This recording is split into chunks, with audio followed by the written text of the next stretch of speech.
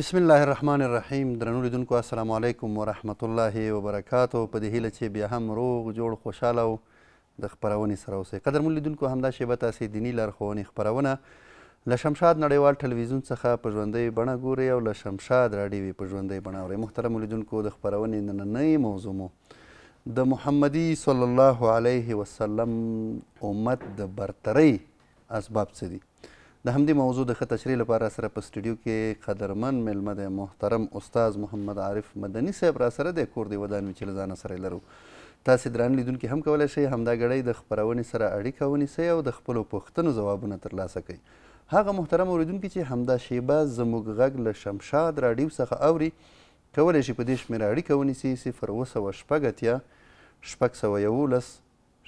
9 استاد محترم ښه راغلاست. ستړي مه شئ، هر کله راشئ. ژوندی اوسئ جناب سیرت صاحب. زه هم په خپل وار سره نیک هیلې سلامونه او احترامات تاسو ته او د شمشاد نړیوال تلویزیون ټولو لیدونکو ته وړاندې کوم. علیکم سلام. بیا هم ډېره مننه استاد. راځو استاد، د نبي علیه السلام د امت برترۍ اسباب څه دي؟ نحمده ونصلي على رسوله الكريم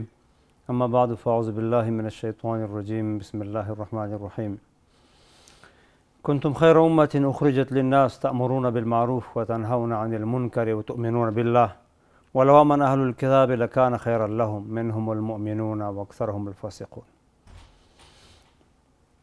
جناب سیرت صاحب، لکه څرنګه چې رسول الله صلی الله علیه وسلم دا په ټولو انبیاو باندې برتري لري، افضل الرسل دی، دغه راز د امت هم تر ټولو امتونو بهتر او برتر دی د الله جل جلاله په نیز باندې. بله. دا چې ولې، نو په دې اړه باندې به انشاءالله موږ خبرې وکړو. الله تعالی په دې دنیا کې یو باب قایم کړی، هغې ته باب تفاضل وایي. بله. یعنی یو بل باندې د برترۍ دروازه. په دې کې ځینو ځایونو ته په ځینو نورو برتري ورکړی شوې، ځینو میاشتو ته په ځینو نورو برتري ورکړی شوې، ځینو شپو ته ځینو ورځو ته په نورو برتري ورکړی شوې، ځینې ځایونو ته په ځینو نورو برتري ورکړی شوې ده.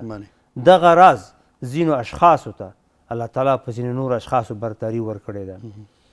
په دې کې محمدي امت هم داسې امت دی چې په پخوانیو ټولو امتونو باندې الله تعالی دوی ته برتري ورکړې ده. الله تعالی په قرآن کریم کې فرمایي کنتم خیر امت اخرجت للناس، ای محمدي امت تاسو تر ټولو بهتر امت یې، یعنې نسبت ټولو امتونو ته. دلته د دې په تفسیر کې محدثین فرمایي چې حدیث کې راځي د دې آیت په تفسیر کې رسول الله صلی الله علیه وسلم فرمایي چې انتم تتمون 70 امة انتم اکرمها وانتم خیرها واکرمها علی الله. تاسو اویایم امت تکمیلوئ، تاسو اویایم امت تکمیلوئ، پوره کوئ، خو په ټولو امتونو کې تاسو بهتر یئ او الله تعالی ته ډېر عزتمن یاست.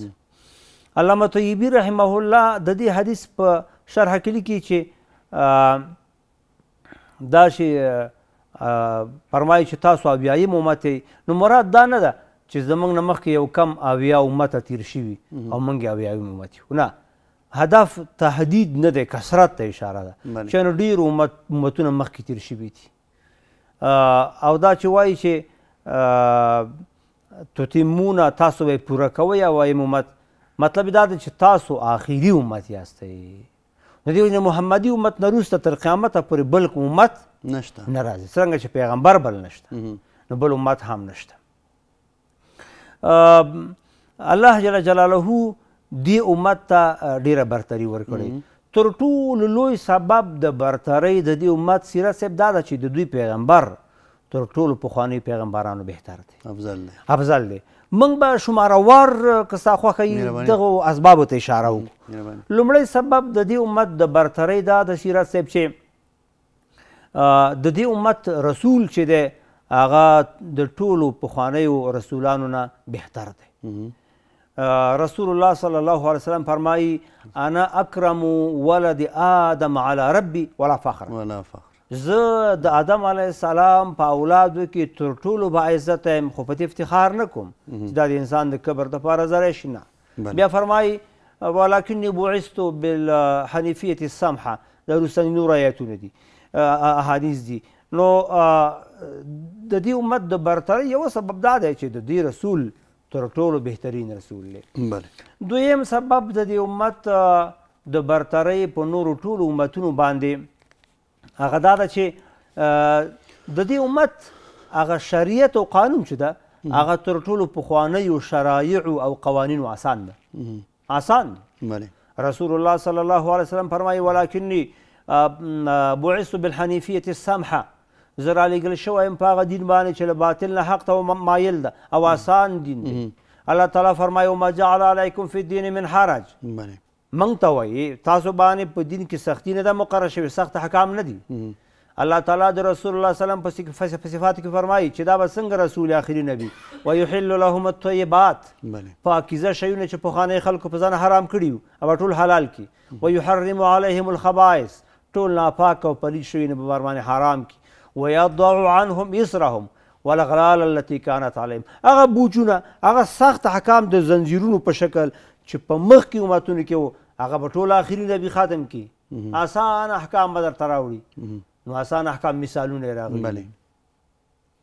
په پخوانیو امتونو کې به چې کوم ځای ناپاکه شو، پلید به شو، په اوبو نه پاکې د سیرت صاحب، بلکې هغه ځای به یې قنچي کوو. دا به ډېره سخته نه وه موږ ته، یو لوی مشکل و. او اوس خو لا لباس ډېر دی، هغه زمانه کې لا لباس چېرته و، نو ډېر سخت و. دویمه خبره دا ده چې مثلا کومه ښځه چې هغه ناروغه سي په خپلو خاصو ناروغیو باندې، هغوی سره هر ډول راکړه ورکړه او ناسته پاسته دا ټول جایز نه و. اما په اسلام په سپېڅلي دین کې ورسره هر ډول ناسته پاسته جواز لري. دغه راز په هغې امت کې د قتل جزا یوازې قصاص وه، اما زموږ په دین کې هم قصاص شته، هم دیت شته، هم بالکل معافول شته. څومره اساني د انسان د ژوند خبره ده، بلکې دین موږ عفو او بخښنې ته تشویق کړي. دغه راز جناب سیرت صاحب چې چا به ګناه وکړله نو د هغې ګناه په دروازه لیکل کېدله چې بادام ګل احمد ګل دغه ګناه کړې ده، په شرمونو شرمېده. اما لوی الله جل جلاله د رسول الله صلی الله علیه وسلم د برکت نه موږ باندې الله پردې اچولي. څومره لویه حیا وشوله د دې امت، څومره پرده زموږ شوې ده. الله په موږ څومره مهرباني کړې ده. موږ ټول عمر عبادت وکړو، د دې دا نشو پوره کولی. دغه راز جناب سیرت صاحب د غنیمت مالونه مخکې امتونو ته حرام وو، چې دې ته به موږ اشاره وکړو وروسته په یو بل حدیث کې. نو دا هغه اسانه احکام دي چې دي، دا مې صرف موږ نمونې خروار څو مثالونه وویلې. نور تفصیل ته راځو، خو اړیکه اخلو. السلام علیکم ورحمت الله. حاجي صاحب توکل خان زموږ غږ اورئ؟ ستړی مه شئ، مهرباني پوښتنه وکړئ. سوال هم دا و چې ما کور والا د ټول کله کېږي روژې نیسي د شنبې او د پنجشنبې، خو پېشلمی نه کوي. موږ د پېشلمی نه کې څنګه کوي؟ نه، د سې شنبې او د پنجشنبې کوي، دوشنبې او د پنجشنبې، د شنبې او د پنجشنبې بغیر پېشلمي روژې نیسي، بغیر پېشلمي کوي. سمه ده، خپرونه ګوره. بیا هم دا ده چې یو سوال مې بل دا ده چې قرآن شریف د قلم وایي که نه، زه خو قرآن زده نه ده چې د دې ثواب درته راکوي په قلم شریف وایي. سمه ده، خپرونه ګوره. استاد په دې اړه معلومات درکوي مخې ته. استاد بیا هم راځو د محمدي امت برترۍ اسبابو ته. دریم سبب سیرت صاحب د محمدي امت د برترۍ هغه دا ده چې دې امت ته د غنیمت له مال څخه د ګټې اخیستنې اجازه ورکړې شوې ده،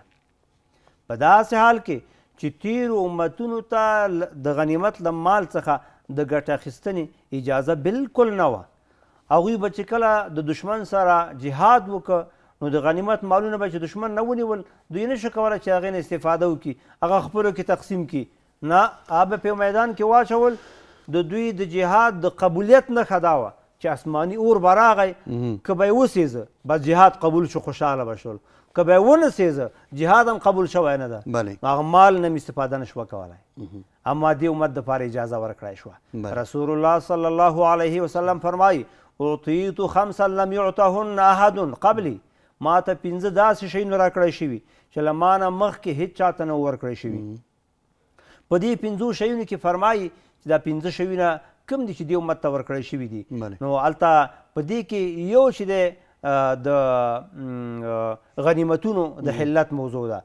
چې غنیمتونه دې امت ته حلال کړی شوي دي دغه راز فرمایي چې ما دپاره شفاعت کول حلال کړی شوي زه به شفاعت کوم شفاعت کبرا چې ورته وایي دغه راز فرمایي جعلت لی الارض مسجدا وطهورا په ټوله ځمکه کې هر چېرته چې وغواړم موږ ته حلال کړی شوی د عبادت دپاره تېر امتونو په ځای کې عبادت نه شو کولی خاص عبادتګاه ته بتلل او دغه راز رسول الله وسلم فرمایي چې پخواني امتونه هغه به یوازې یو خاص قوم ته لیږل کېدل اما په داسې حال کې چې زه ټول امت ته تر قیامته پورې لیږل شوی یم په دې کې یو د غنیمت د مال نه استفاده ده چې مسلمانان که د دشمن نه هر څومره مال ونیسي هغه د دوی ترمنځ باندې علی السویه تقسیمیږي څلورم سبب د برترۍ د دې امت جناب سیرت صاحب هغه دا ده چې دا امت کولی شي چې په هر ځای کې د عبادت وخت شي هملته عبادت ادا کړي دوی باندې دا تکلیف نشته چې تاسو به هر څنګه چې تاسو به عبادتګاه ته یا مسجد ته ځان رسوئ خو د دې نه ناوړه ګټه پورته نه شي چې یو څوک په کوم ځای کې طبیعت برابر شو هملته لمونځ کوي ویزاس هم په حدیث کې راغلي چې هر ځای کې لمونځ کولی شي نه چې کله مسجد وي مسجد ته رسېدی شي لمونځ نه قضا کېږي نو ته باید مسجد ته ولاړ شي او که داسې یو ځای وي چې هلته مسجد نشته هلته که ته مسجد لټې لمونځ قضا کېږي نو بس په هر ځای کې چې سړک و که لاره و که پټی و کار شی چې ودرېږه او لمونځ یې وکړه په داسې حال کې چې د تېرو امتونو عبادت له عبادتګاه پرته په بل ځای کې نه کېده مننه استاد بیا هم اړیکه اخلو السلام علیکم ورحمت الله علیکم السلام سیرت صاحب دوام تاسو سلام بیا استاد ته سلام وعلیکم سلام ته ستړی مه شئ مهرباني پوښتنه وکړئ مننه ژوندی اوسې زما پوښتنه د 12 کاله پخوا د پروژه کې په دې پروژه کې به زه به په دې خبر نه وم ما به کله کله غاښونه په فرس باندې وینځل هغه راته معلومات هم نشته چې ما به څومره ورځې دا کار کړی خو اوس لږ راته پیل چې ما به کله کله په فرس غاښونه وینځل دوا سره دا ما څنګه کېږي صحیح ده خپرونه ګوره استاد په دې اړه معلومات درکوي مخې ته ښه اوس راځو بیا هم موضوع ته د محمدي امت د برترۍ بل سبب سیرت صاحب دا ده چې د دې امت پیغمبر چې ده هغه د امت نه وړاندې وفات شوی دی او رحلت یې کړی دی د دنیا نه اوس ته به چې دې کې څه برتري شته په خپله رسول الله صلی الله علیه وسلم فرمایي چې کله په یو امت باندې الله د رحمت اراده وکړي نو د هغوی پیغمبر د هغوی نه مخکې وفات کوي پخواني امتونه داسې نه وو پخواني داسې نه وو او ډېر خو د پیغمبر مخکې په عذابونو کې لاړل داسې وو اما د دې امت یو برتري دا ده چې پیغمبر وفات شو او د پیغمبر امت پاتې شو تر ننه پورې د پیغمبر دین دې امت را رسولی دی دومره لویه اوږده زمانه او تر قیامته پورې دا د دې امت دنده وه او دوی دا کار کړی دی نو دا د دوی د برترۍ نښه ده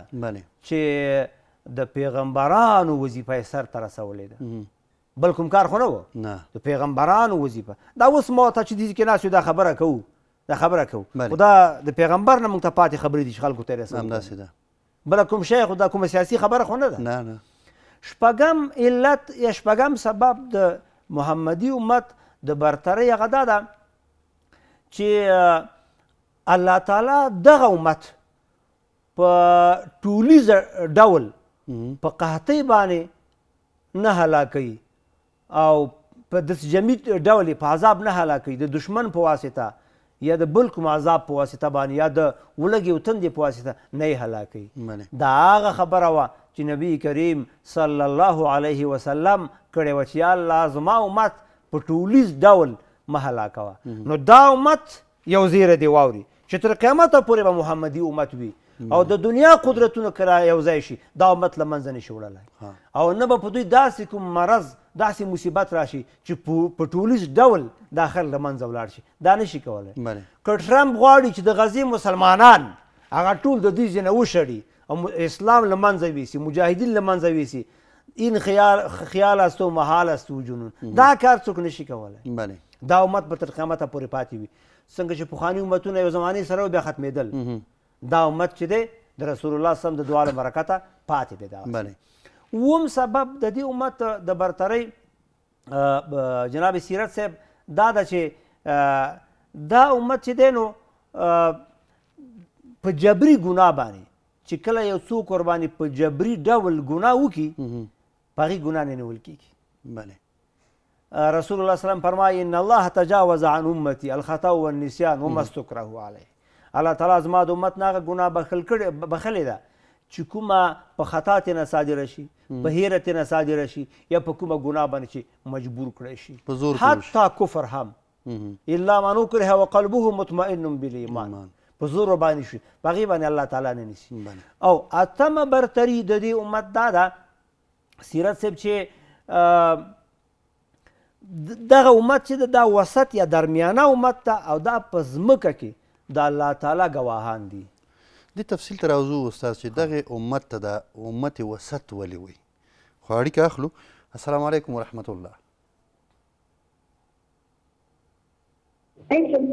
زموږ غږ اورئ مهرباني پوښتنه وکړئ خورئ وعلیکم السلام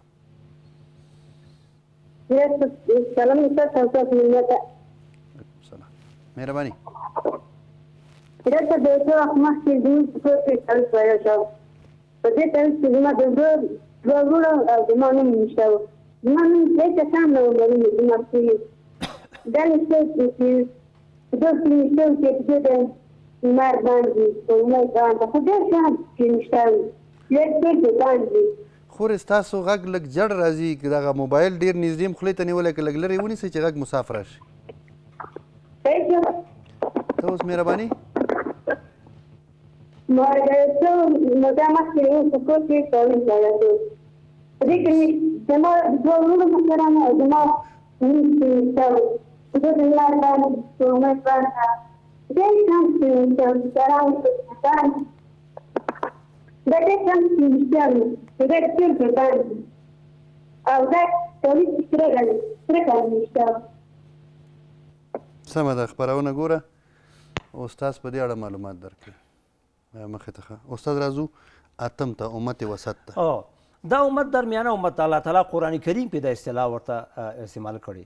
کذلک جعلناکم امة وسطا لتکونوا شهداء علی الناس د دې امت کې افراط و تفریط نشته دا معتدل دین د ټول دین معتدل ده وسط نه هدف ده وسط نه دا هدف دی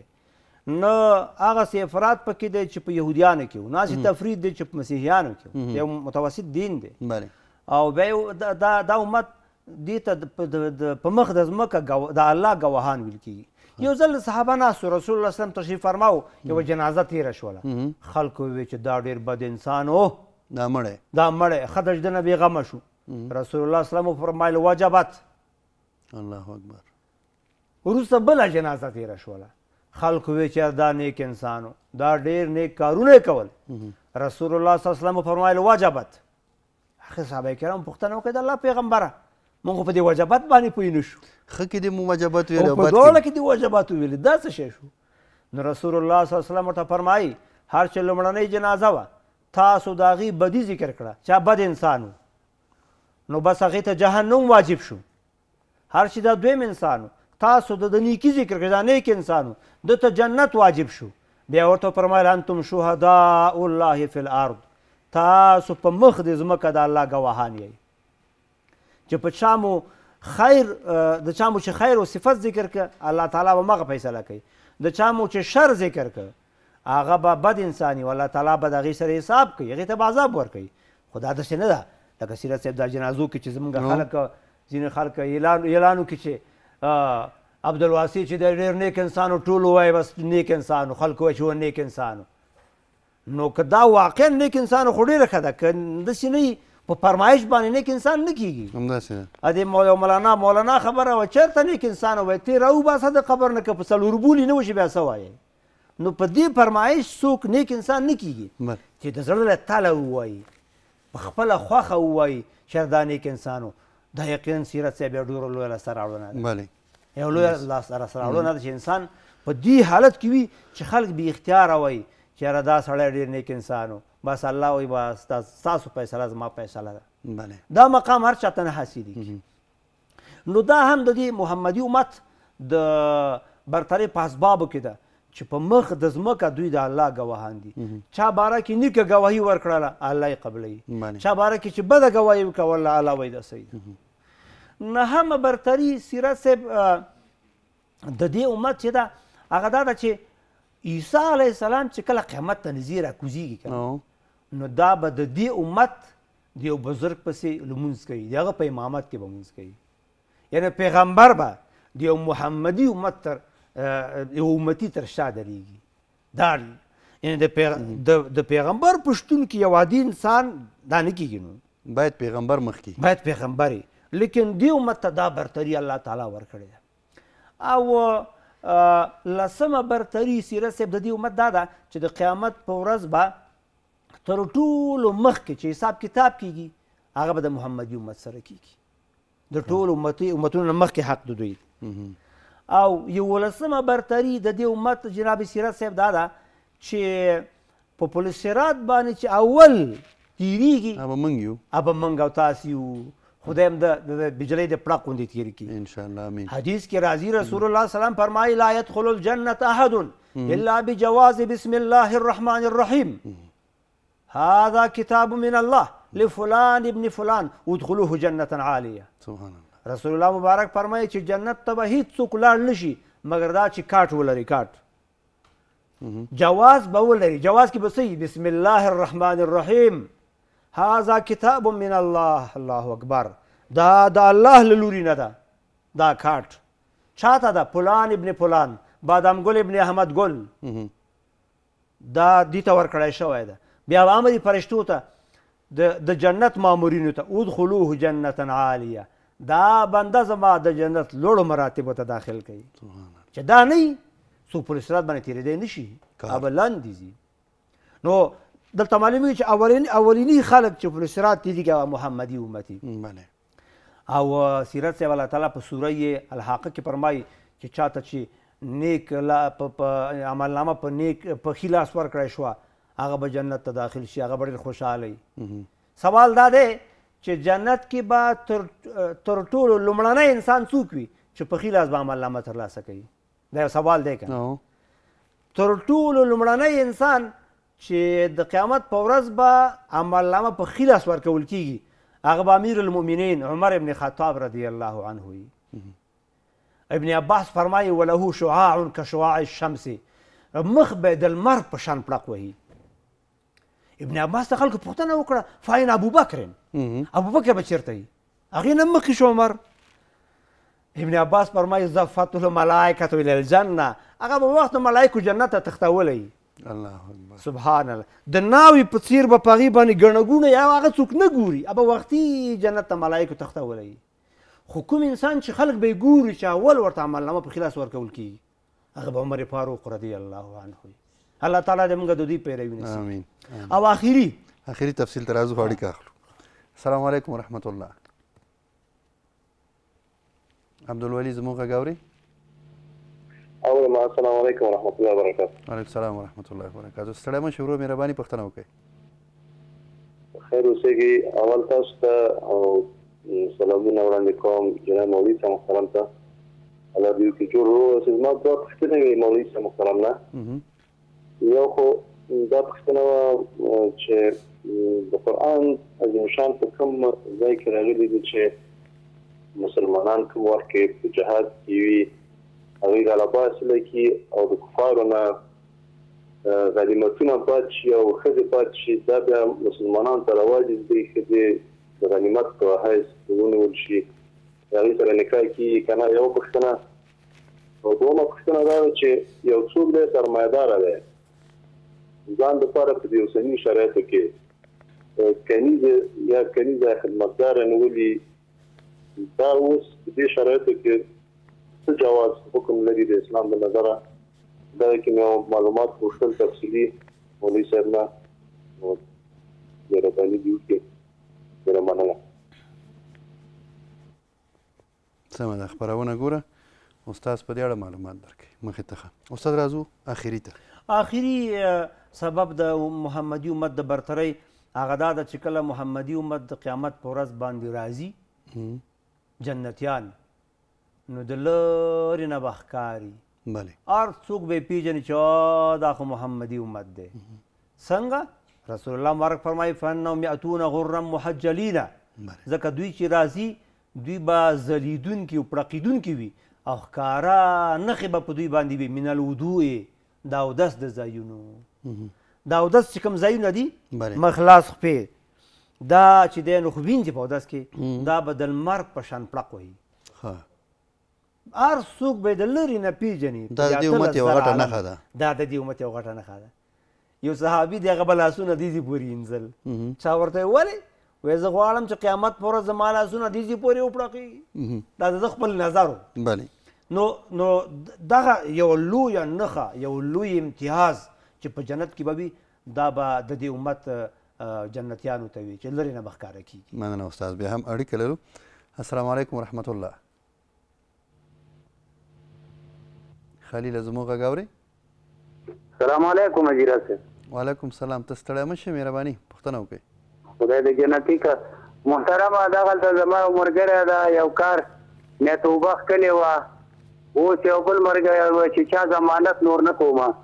اوس یو ملګری ده مجبور د هغه کور نیسي او بل څوک نه پېژني او ده هغه کور ورته نیولی و هغه رهنما والا ته ویلو چې زه د ذمواري زه کوم و چې خبره خطه شوه دا وایي ما توبه ښکلې ده او زه دا ضمانت نه کومه یا ما ولې وویل چې زه تا نه پوښتنه وکړم او جواب ورته په پارسي ورته ورکړه اوس هغه سړی مجبوره ده بل هېڅوک نه لري دی وایي که زه ضمانت وکړم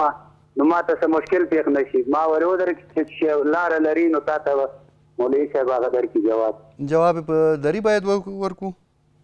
او جواب یې په دري ورته ورکړه دا سړی دري زبان ده سمه ده خپرونه ګوره استاد په دې اړه معلومات درکوي استاد را به شو لیدونکو پوښتنو ته حاجي صاحب توکل خان وایي چې زنانه ده او کور کې قرآن کریم نه دی لوستی قرآن کریم قلم سره وایي قلم چې ږدي او تلاوت کېږي په دې کې اجر شته نه په دې کې اجر نشته ده اجر په دې کې ده وایي چې نوراني بغدادي قاعده شروع کا الف با تا سا همدا وایه که ټول عمر کې دې یاد نه کړه که ټول عمر کې هم الله به اجر درکړي رسول الله سلام فرمایي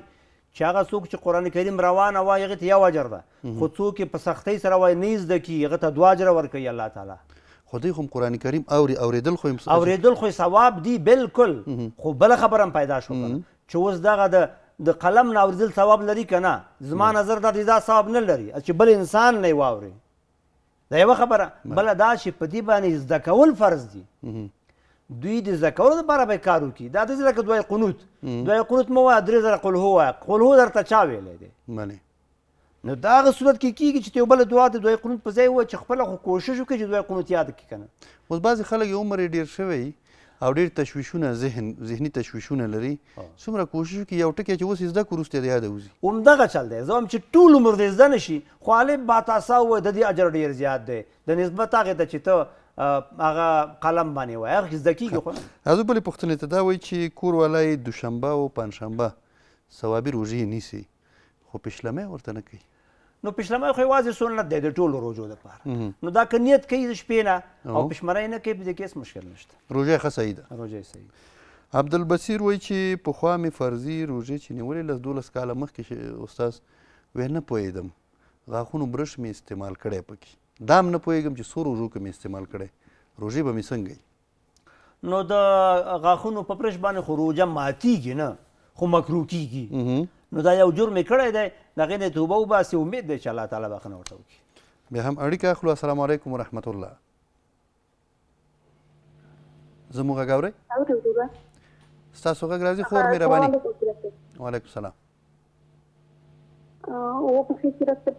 د قرآن کریم ټول خامخا یو په تېر ځای کېده نه خو د خپل کوم پروا نه کوي کله چې قرآن کریم تلاوت کوي خورې غږ دې بند شو دا پوښتنه بیا وکړئ ما ویل چې د قرآن کریم باندې ګوته تېرو خامخا باید پې تېره شي او که نه کوم پروا نه دی که چېرته ګوته پې تېره نه کړو او تاسو چې دا ګوته تېروئ خورې په قرآن کریم ورسره وایئ که نه په زده نه دی هسې ګوته تېروئ هو بلې تلاوت کوو ښه سمه ده خپرونه ګوره سیرت صاحب وبخې د مفتي صاحب خاکسار شخصي شمېره مو په کار وکړه چې څو ځله مو غوښتله اړیکه مو قطع کېږي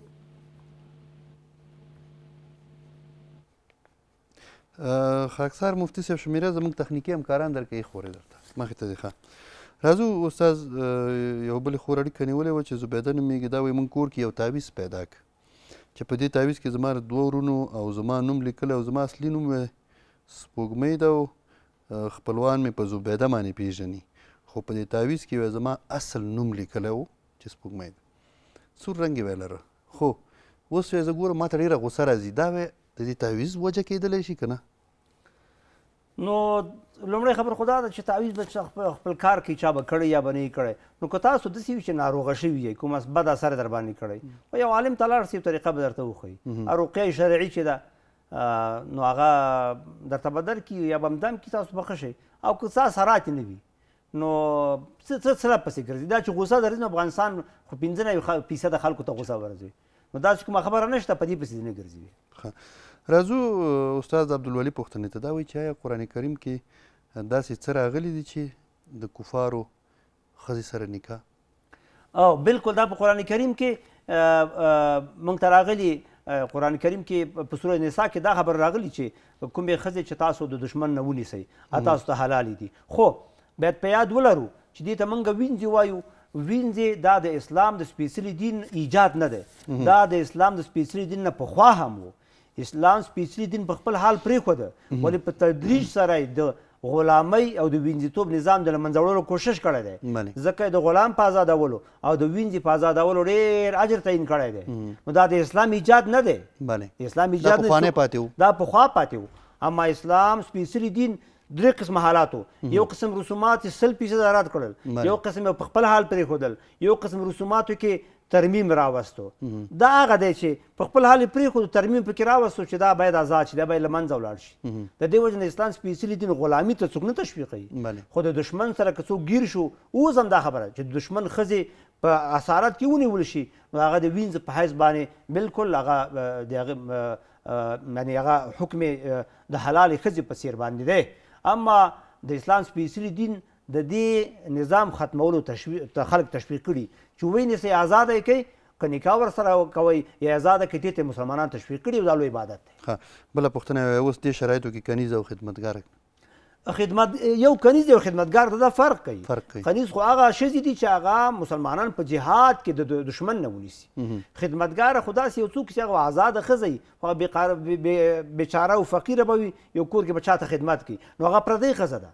کولی شي په کور کې خدمت وکړي ولې د هغې نه پاسه نارینهو سره اختلاط نارینهو سره دا کلا حرام دی اوس خو کنیزې نشته اوس خو کنیزې نشته ده بالکل نو که څوک یو بله ښځه د چا کور ته راځي خدمت ته کار یې ورته کوي کولی شي هغه هم د تنخوا مقابل کې ولې نارینهو سره یې خدمت بالکل جواز نه لري خلیل وایي چې زما ملګری دی او دې توبه ایستلې دی یو کار نه خو بېرته یې وویل چې د ضمانت کول نه توبه ایستله چې د چا ضمانت به نه کوي اوس وایي د ملګري ضمانت یې کړی او ضرورت دی او هغه کور نیسي نو هلته باید هغه ضمانت رسمي وکړي دا وایي چې ما توبه ایستلې ده او دا بل ملګری مجبور دی نور څوک نه پیژني جواب که په دری راکړي دوست عزیز ما توبه کردن از حرام می باشه از گناه می باشه ضمانت کردن خود کدام جرم و گناه نیست که تو انجام دادی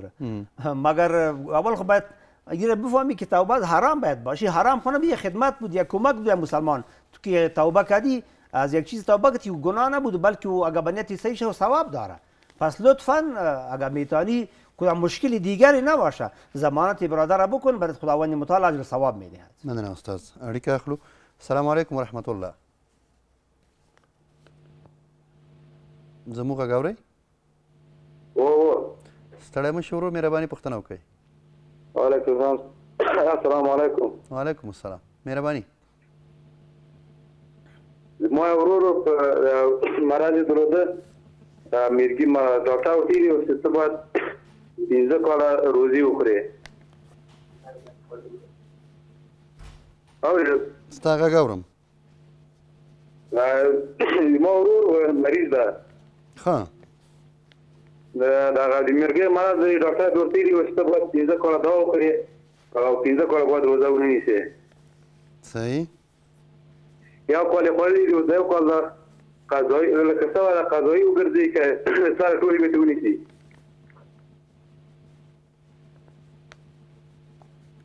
خپرونه ګوره استاد په دې اړه معلومات درکړي. مخې ته ښه استاد راځو عایشې پوښتنې ته.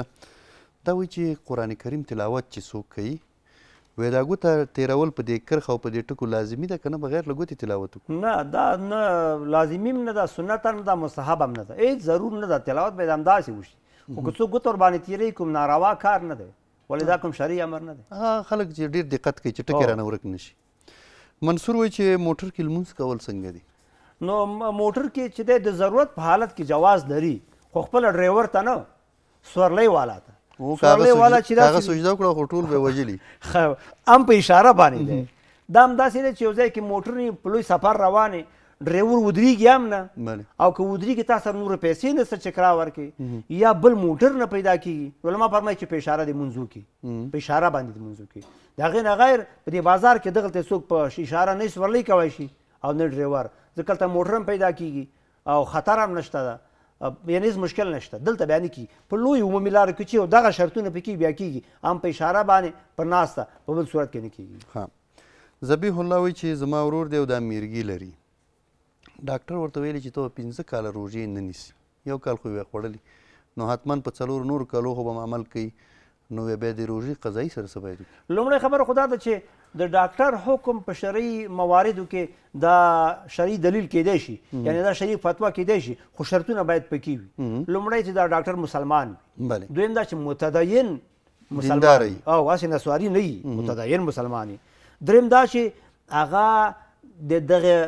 دغه رشتې متخصص وي، حاذق یا پروفیسر چې ورته وایي. نو که دغه درې شرطونه پکې وو، نو د دې سړي د دغه ډاکټر دا حکم خو شرعي جنبه خپلوي. خو دا چې داسې یو ډاکټر ده چې ورته ویلي چې 15 کاله به روژه نه نیسي، ما ته خو دا ډېر داسې تخصصي خبره نه ښکاري. کیدای شي دې کې به د اوبو ډېر ضرورت وي، ځکه دا خو کوم رګونه دي که نه دي نو 15 کاله خو 15 کاله په مطلب په کال کې به دوی هغه وقفه د دغه نه راولي. یعنې والله اعلم زه خو وایم چې په اصل کې خو موضوع همداسې ده چې د ډاکټر چې دغه درې شرطونه پکې وي، که د ده رشته همدغه شی وي او دی متخصص وي، پروفیسر وي، متدین ډاکټر وي، د ده حکم شرعي جنبه لري، فتوا د همدغه هم صحیح دی او صحیح دی. خو ما چې دا د 15 کاله ورته وایي، په دغه موضوع کې زه جرأت نشم کولی چې ورته 15 کاله تا ته جواز ولري. یو میاشت چې یو میاشت دپاره جواز لري، ځکه یو کال خو د 11 میاشت خو بیا روژه نه نیسي که نه، نو دې وجه نه دا ماته ډېر زیات ښکاري. خو یعنې 15 روژې 15 میاشتې روژه به نه نیسي، خو 15 کاله شول په مجموع 15 کاله شول، نو دا ماته ډېره شرعي نه ښکاري چې 15 کاله څوک روژه نه نیسي. ښه اړیکه به واخلو. السلام علیکم ورحمت الله. زموږ غږ اورئ؟ که زموږ غږ اورئ مهرباني. السلام علیکم وروره. وعلیکم السلام. مهرباني پوښتنه وکړئ خور. سیرت محترم، زما یوه خور بله ما نه کشره ده، 15-16 کاله وشي چې نامزاد ته اوله کې د هغوی د کورنۍ د خوا نه، بیا زموږ د کورنۍ د خوا نه څه مشکل و، واده یې وځنډېده. اوس په دې ډېره زیاته خفه ده. ځینې کارونه داسې کوي چې د کس نه، د مور خو مې نشته الله دې وبخښي، خو پلار مې شته، پلار د کس نه ځینې داسې کارونه کوي چې ګناه، چې مونږ هم ورته وایو چې داسې کارونه مه کوه، دا ښه کار نه دی. بیا وایي چې دوی زما ژوند تباه کړی دی، د کس نه دغسې کوم. دا خور دی د هغې د قصد نه کوي؟ دا خور دی د پلار د قصد نه داسې کارونه کوي؟ دا وایي چې لکه دا چې زما د کوم ورور بدل دی، هغه ورور مې دا 2.5 کاله وشي چې نشته، ژوندی ورک دی. سمه ده استاد، وخت هم کم دی، پوښتنې زه نه تکراروم، جواب ته راځو. سیرت صاحب دا خو خواشینونکې پوښتنه وه. نو داسې خلکو سره مشوره پکار د نږدې نه. زما مشوره دوی ته دا ده چې دوی د یو متدین او نیک انسان ته، یو عالم ته لاړ شي، ورسره د کیدي دغه خور دې ورته بوځي او دا مشکل په حل کې هڅه وکړي. او بل لا چلته ورور یې ورک شوی ده، د هغې وجه نه هم دا ځنډېدلی ده او دا بدل ده. زه پوه شوم که نه، بدل کې زه مخالف یم چې بدل مه کوئ، مه کوئ، مه کوئ، نتیجې دغه شی دي. نو تر څو چې دوی سره نږدې دوی یو عالم ته کښېني، مشورې ورسره ونه کړي چې د حقوق عامل متخصص وي په دې کې د تجربه ولري نیک انسان وي د لرې نه دا نه حل کېږي ځکه دوی وي چې هغه اوس قصدان داسې کارونه کوي نو هغوی ته دغه عواقبو نه خبرول پکار چې اصلي مشکل په کوم ځای کې ده چې اصلي مشکل پیدا شي بیا به د حل لاره پیدا شي. مننه استاد چې د خپرونې د پای شوي له تاسو مننه کور مودان ګرانو لیدونکو له تاسو هم مننه چې تر دې دمه راسره وئ تر بیا چې ستاسې په درانه حضور کې حاضرېږو تر هغې مو په لوی او مهربانه رب سپارو هر چېرې چې یاست روغ جوړ خوشحاله اوسئ. له لیدلو مو مننه.